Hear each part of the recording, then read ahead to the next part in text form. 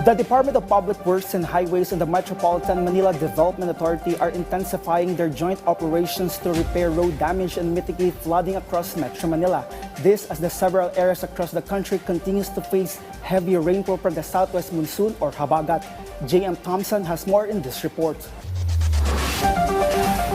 The Department of Public Works and Highways or DPWH and the Metropolitan Manila Development Authority or MMDA are joining forces to address the effects of the continuous rainfall caused by the southwest monsoon.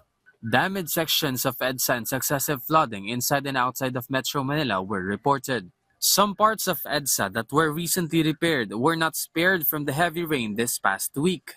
That is why Public Works Secretary Vince Dizon immediately visited the EDSA Carousel section. He even came across accumulated water on several parts of the road that damaged the asphalt. So ang nangyayari, since lowest point to ng phase 1, lahat ng tubig, kita mo naman, lahat ng tubig na bumababa dito, naiiwan. Wala kasi tayong drainage dito eh. Ideally sana, may drainage ka dito sa gitna para nagde-drain siya dito. Pero wala eh. Dahil sa mga barrier ng busway, hindi nakakalabas yung tubig. Secretary Dizon also immediately ordered the EDSA rehab contractor to repair the potholes on the road at no cost to the government. He added that the gaps or openings will also be installed along the EDSA carousel barriers to prevent rainwater from accumulating, so that motorists and commuters will have a proper and safe thoroughfare. We have to really correct what has been. Kung may makita tayong kamalian, kakulangan, kailangan ayusin natin, kailangan correct natin.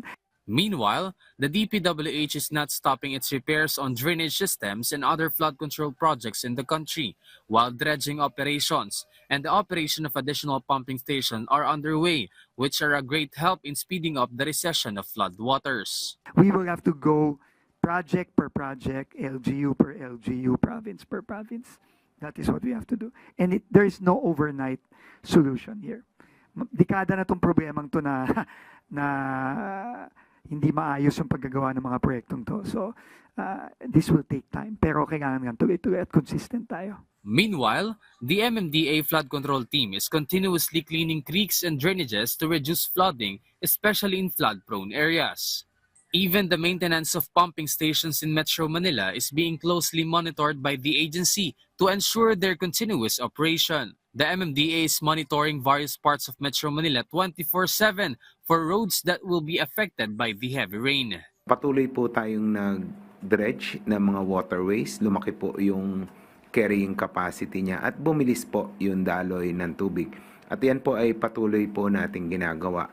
Maraming lansangan na dati po konting ulan ay malalim at hindi passable tulad ng Espanya, yung ating pong Shaw Underpass, yung Aurora at Pitwason Underpass ay passable po despite the heavy rains. The DPWH and MMDA reminded the public once again that the cooperation of our fellow citizens is a big help by exercising discipline when it comes to disposing of trash in the proper bins to maintain an orderly, clean, and safe environment for everyone.